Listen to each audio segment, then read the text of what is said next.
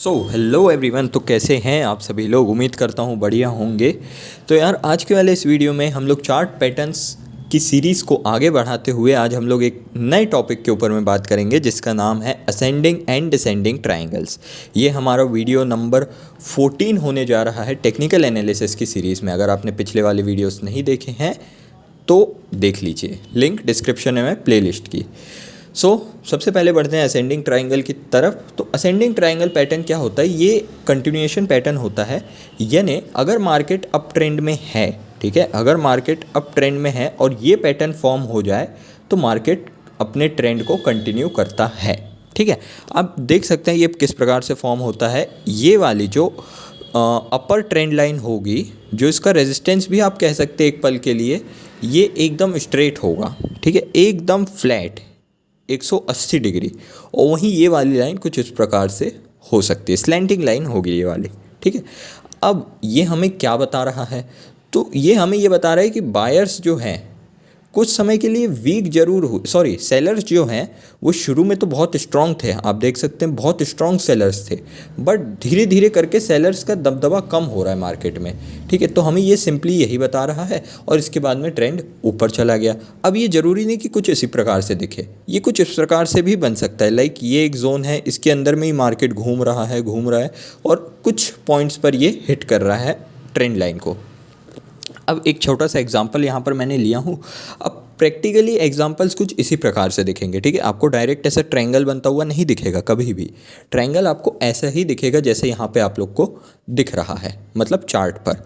अब देख सकते हैं आप लोग, ये बना, फिर ये हिट नहीं किया है, ये ट्रेंड लाइन पर हिट नहीं किया, बट ये किया अगेन, यहाँ पर पूरे में ये सब रेजिस्टेंस काम किया है। ठीक है, और सेकेंड यहाँ पर ट्रेंड लाइन को हिट किया।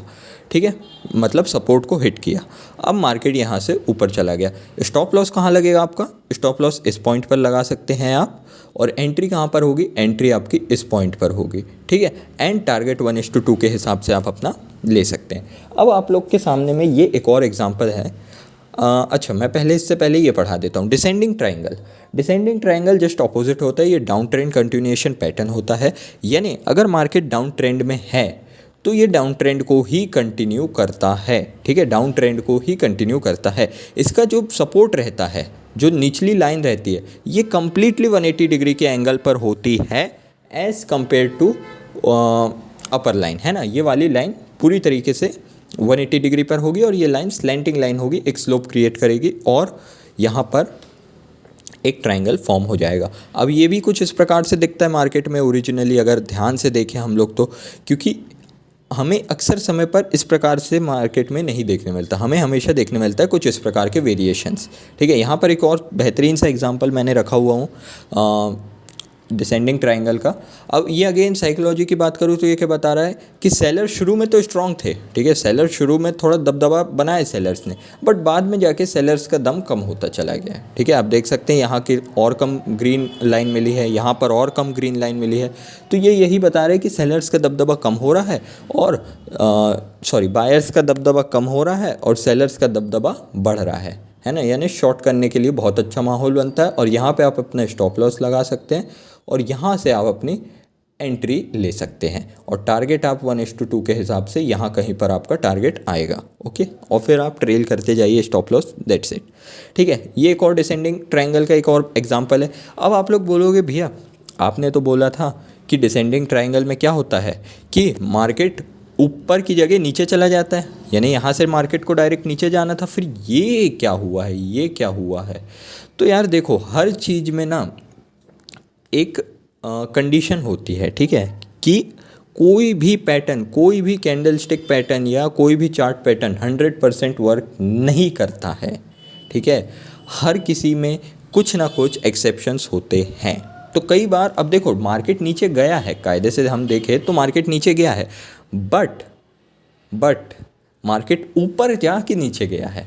तो वही 80% की एटलीस्ट प्रोबेबिलिटी रहती है हर पैटर्न की काम करने की। 100% प्रोबेबिलिटी किसी की भी नहीं रहती है, किसी भी पैटर्न की नहीं रहती है। तो यहाँ पर अगर हम देखें तो क्या हुआ है कि मार्केट थोड़ा सा ऊपर गया है, या तो फिर हम ये भी कह सकते हैं कि हर पैटर्न को एक कन्फर्मेशन की ज़रूरत होती है।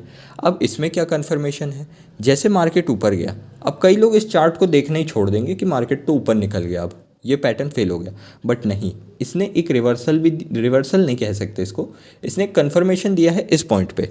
जैसे ही ये पॉइंट पर टारगेट हिट हुआ, यानी जैसे ही इस पॉइंट पे प्राइस हिट हुआ, अब तुरंत एंट्री ले लीजिए। ठीक है, ये काम आप कर सकते हैं। ठीक है, अब अगर मैं सेकेंड पैटर्न देखूँ तो कई बार कन्फर्मेशन की बात जैसे मैं कर रहा था अभी, तो कन्फर्मेशन में क्या कर सकते हैं, जैसे मार्केट जैसे लेट्स से एक सिंपल कहीं पर जाते हैं, हाँ ये परफेक्ट एग्जांपल है कन्फर्मेशन लेने का। ये देखो इस पॉइंट पर मार्केट नीचे गया, मगर मार्केट ने एक थोड़ा सा बाउंस बैक देके फिर नीचे गया मार्केट। तो ये जो बाउंस बैक होता है ये बहुत स्ट्रॉन्ग डाउन ट्रेंड की तरफ इशारा करता है। Same in up trend also, up trend में आप यहाँ पर देखिए ये एक छोटा सा कन्फर्मेशन दिया, मार्केट हल्का सा नीचे आया बट इस लाइन को क्रॉस नहीं किया इसने। ठीक है, इस लाइन को क्रॉस नहीं किया, मार्केट यहाँ पे छू के वापस चला गया। ठीक है, ऐसा भी कह सकते हैं, अगर थोड़ा बहुत हिट भी कर जाए तो उसमें कोई प्रॉब्लम नहीं रहती। तो यार आज के वाले वीडियो में इतना ही, मिलते हैं अगले वीडियो में, तब तक के लिए be happy, be safe and keep working, all the very best, thank you.